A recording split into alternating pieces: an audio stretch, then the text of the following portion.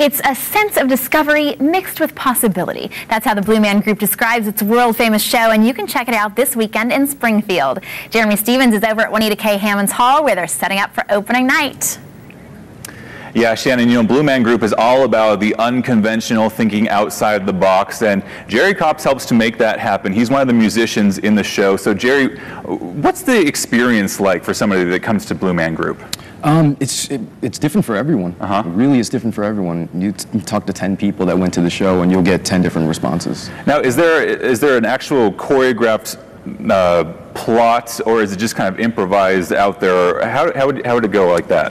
There's some improv that goes on. Is there? Okay. For the most part, we actually follow kind of a script, if you want to call it. So we're not all over the place. It's not like we're creating something brand new every night, but there are moments within those performance pieces that we put out there that it can just change at a moment's notice. Right. And you know, the instruments are so unique, and you play the Chapman stick, is that correct? That's right, yeah. What is that? What would you, I guess, maybe relate that to?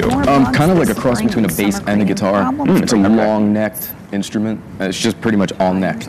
And there's bass strings and kind of like thinner guitar strings on there. And we tap on it. It's a great sound. And also David, use Sonia, a cut bass string. with the mild winter weather, it's no wonder the lawn and garden show is busy today. Show, However, or mild been around winters all could mean more bugs in the spring and summer. I guess I'm just 70s, for early your 80s, plants. And so, you know, I see all these different gyrations and instruments and stuff. And what are they trying to explain to people that are watching this show?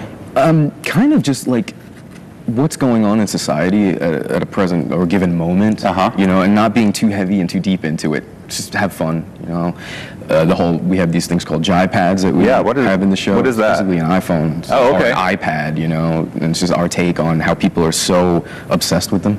Sure. You know, but without getting to the point of, why are you doing that? Just kind of poking fun at everything. And you know, 20 years ago, maybe even 10 years ago, you couldn't do, well, I guess 10 years ago maybe, but you couldn't really do this show because of the amount of technology that's involved in there. I know that there's this huge screen behind you guys. Talk about that technology. There are these LED screens that we have, and there's just a lot being presented. It's kind of like a sensory overload, but done on purpose. On a good way behind it, And how does the music kind of correlate? Is it just kind of all intertwined and makes one big great performance? Basically. I think the closest thing you can relate to is like when you're watching a movie and you have that soundtrack, that score behind it. So we're just scoring what these guys are doing, you know, and then they end up interacting with us and playing with us on these given pieces. Fantastic. Sounds so exciting. Jerry, thanks for talking with us.